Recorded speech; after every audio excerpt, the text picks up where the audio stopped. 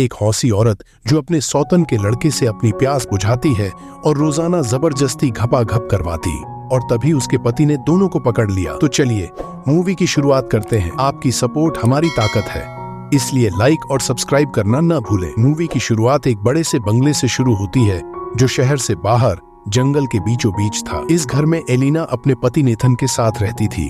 Elina शहर की जानी मानी वकील थी, जबकि नेथन एक मशहूर सर्जन था। आज से कई साल पहले नेथन ने अपनी पहली पत्नी से तलाक लेकर एलिना से शादी कर ली थी और अब इन दोनों की 2 जुड़वा बेटियां थीं। भले ही एलिना की उम्र ज्यादा थी, लेकिन उसकी गुफा में बेहद आग थी, जबकि नेथन थोड़े शांत स्वभाव का था, जिस कारण एलिना को ज्यादातर अपनी उंगली से ही काम चलाना पड़ता था। नेथन अपनी पहली पत्नी रूबी से मुस्तफा नाम का एक बेटा था और वह अपनी माँ के साथ ही रहता था। नेथन चाहता था कि मुस्तफा उनके साथ रहे, जबकि एलिना मुस्तफा को बोर्डिंग स्कूल भेजना चाहती थी। नेथन एलिना को समझाता है मुस्तफा जवान हो रहा है, इसलिए उसे अपने बाप की जरूरत है। नेथन के समझाने पर एलिना मान गई और अगले ही दिन मुस्तफा इनके घर आ गया। कुछ देर बाद पूरा परिवार साथ में खाना खा रहा था। नेथन मुस्तफा से बेहद प्यार करता था, इसलिए उसके आने से वह बहुत खुश था। एलिना की बेटियां भी उसे चैन देकर अपने भाई का स्वागत करती हैं। सभी खुश थे, लेकिन मुस्तफा खुश नहीं लग रहा था। मुस्तफा का मानना था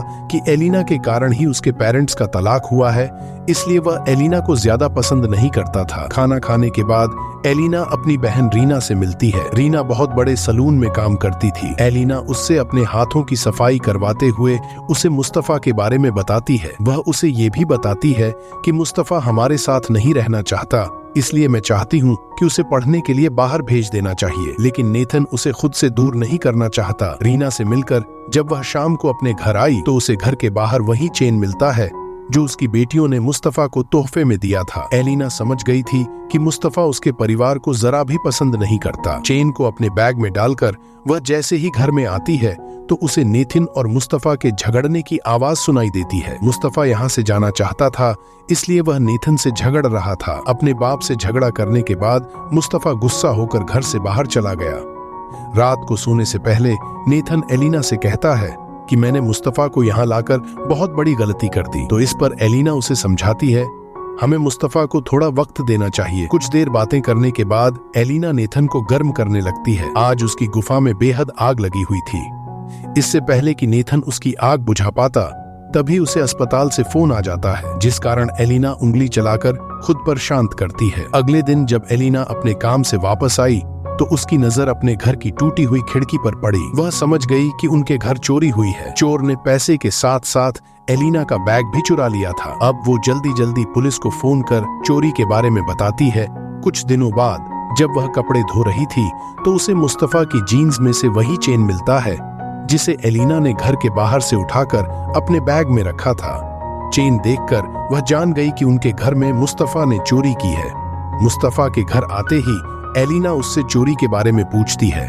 पहले तो मुस्तफा मना करता है, लेकिन जब एलिना ने पुलिस के पास जाने की बात की तो वह कबूल कर लेता है कि उसी ने घर में चोरी की थी। अब एलिना उससे कहती है मैं इस बारे में किसी को कुछ नहीं बताऊंगी, लेकिन बदले में तुम्हें हमारे परिवार के साथ घुल मिलकर रहना होगा। मुस्तफा के पास और कोई रास्ता नहीं था, इसलिए वह उसकी बात मान जाता है। इसके बाद अगले ही दिन पूरा परिवार पिकनिक मनाने बाहर आता है। मुस्तफा को परिवार के साथ खुश देखकर नेथन को बेहद अच्छा लगता है। एलिना की बहन रीना भी इनके साथ ही थी। मुस्तफा को बातें रिकॉर्ड करने का शौक था, इसलिए वह अपनी बहनों के साथ खेल भी रहा था और उनकी बातें भी रिकॉर्ड कर रहा था। रात को एलिना बैठी अपना काम कर रही थी कि इसी बीच मुस्तफा अपनी लवर को घर ले आता है। उसकी लवर का नाम ईवा था। एलिना ईवा का स्वागत करती है, जिसके बाद मुस्तफा उसे लेकर अपने कमरे में चला गया। एलिना अभी भी अपना काम कर रही थी और अचानक उसके कानों में ईवा की गर्म आवाजें पड़ती हैं। वह समझ गई थी कि मुस्तफा ईवा का पानी निकाल रहा है। देखते ही देखते ईवा की गर्म आवाजें पूरे घर में गूंजने लगी, जिन्हें सुनकर एलिना की गुफा में आग लगने लगी। वह खुद को शांत करने के लिए कुछ ठंडा भी पीती है, लेकिन उसकी आग बढ़ती ही जा रही थी। नेथन इस वक्त घर पर नहीं था, इसलिए एलिना खुद को आईने में देखकर अपनी गुफा में उंगली करने लगी। कुछ दिनों बाद एलिना अपने बच्चों को फिर से बाहर घुमाने लाती है।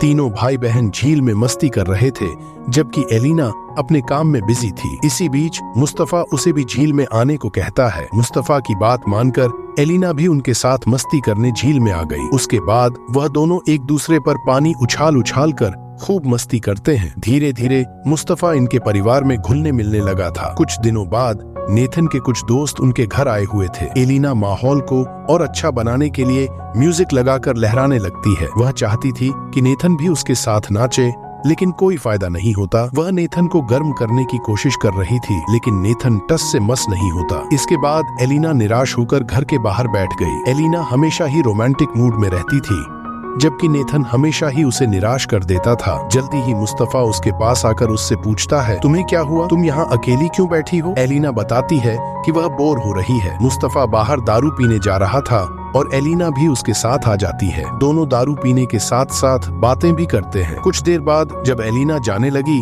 तो वह अचानक मुस्तफा को किस कर लेती है। एलिना की इस हरकत से मुस्तफा हैरान था, लेकिन वह कुछ बोलता नहीं। देर रात को जब एलिना घर वापस आई तो नेथन उसे बुरा भला कहने लगा, क्योंकि एलिना घर में मेहमानों को छोड़कर बाहर घूमने चली गई थी। मुस्तफा को किस करने के बाद से एलिना बेचैन रहने लगी थी। एक दिन जब वह सभी घर में खेल रहे थे, तब भी वह उसी के बारे में सोच रही थी। मुस्तफा भी एलिना की तरफ आकर्षित हो रहा था। नेथन अपनी बेटियों के साथ था, जबकि मुस्तफा एलिना को महसूस कर रहा था। मुस्तफा के बारे में सोच सोच कर एलिना की नींद उड़ चुकी थी। ऐसे ही एक रात जब नेथन घर पर नहीं होता तो एलिना मुस्तफा के कमरे में आ जाती है। मुस्तफा उसे अपने कमरे में देखकर हैरान था, जबकि एलिना चुपचाप उसकी बंदूक को सहलाने लगी। मुस्तफा भी खुद को रोक नहीं पाता और वह एलिना को दबोच लेता है। फिर वह नेथन के साथ मजे करती है और उसके जाने के बाद वह मुस्तफा के साथ अपना पानी निकालती है। एक दिन मुस्तफा एलिना का पानी पी रहा था और तभी नेथन घर में आ जाता है, जिसके बाद ये दोनों पास वाले जंगल में जाकर मस्ती करते हैं। एक शाम एलिना की गुफा में अपनी बंदूक चलाने के बाद मुस्तफा उसका एक छोटा सा इंटरव्यू लेने लगा, जिसमें वह बताती है कि वह अपनी गर्मी शांत करने के लिए कईयों के साथ लेट चुकी है, लेकिन जितना मजा उसे मुस्तफा के साथ आता है उतना मजा उसे किसी ने नहीं दिया। कुछ दिनों बाद एलिना की बेटियों का जन्मदिन था, इसलिए घर में पार्टी रखी गई थी। इसी बीच मौका देखकर मुस्तफा एलिना को किस करने लगता है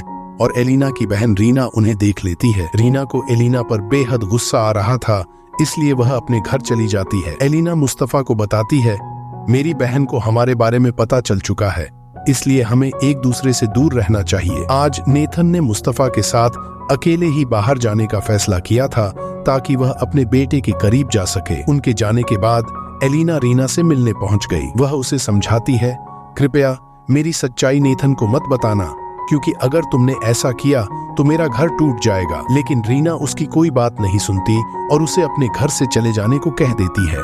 रीना से मिलकर जब वह घर आई तो नेथन को जल्दी वापस आता देख उसके होश उड़ गए। दिन में तो नेथन कुछ नहीं बोलता, मगर रात को एलिना से कह देता है, मुझे तुम्हारे चक्कर के बारे में सब पता चल चुका है। एलिना को लग रहा था कि रीना ने नेथन को बताया होगा, जबकि नेथन को यह सब मुस्तफा ने बताया था। थोड़ा सोचकर एलिना ने नेथन से कहा, ऐसी कोई बात नहीं है, यह साला मुस्तफा की चाल है। वह हम दोनों में झगड़ा करवाकर हमें अलग करना चाहता है ताकि तुम मुझे छोड़कर उसकी माँ रूबी के पास चले जाओ। नेथन समझ नहीं पा रहा था कि वह किसकी बात पर यकीन करे। नेथन का भरोसा जीतने के लिए वह उसे यह भी बता देती है, हमारे घर में चोरी भी इसी साले मुस्तफा ने की थी। मैंने तुम्हें इसलिए नहीं बताया था क्योंकि मैं नहीं चाहती थी कि तुम दोनों का रिश्ता खराब हो। नेथन को एलिना की बात पर यकीन हो जाता है और वह अगले ही दिन मुस्तफा को बोर्डिंग स्कूल भेजने का फैसला कर लेता है। मुस्तफा का दिल तो कर रहा था कि वह एलिना को गोलियों से भून डाले, लेकिन वह बेचारा कुछ नहीं कर पा रहा था। क्रिसमस आता है, सब लोग मस्ती कर रहे थे। देर रात को जब नेथन और बच्चे सो गए तो एलिना देखती है कि घर के बाहर मुस्तफा खड़ा है। मुस्तफा एक बार नेथन से मिलना चाहता था, लेकिन एलिना उसे घर में आने से रोक देती है।